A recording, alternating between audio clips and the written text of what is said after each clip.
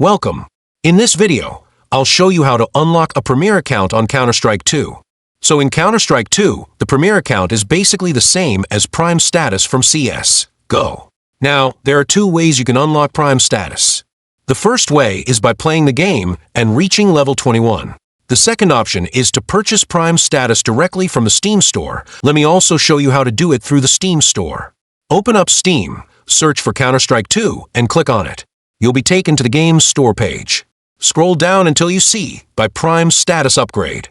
Click Add to Cart, proceed to your cart, and complete the payment following the simple prompts.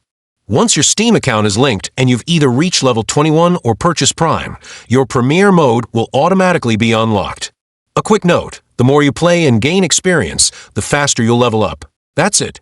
I hope this video helped you understand how to unlock Premier account in Counter-Strike 2.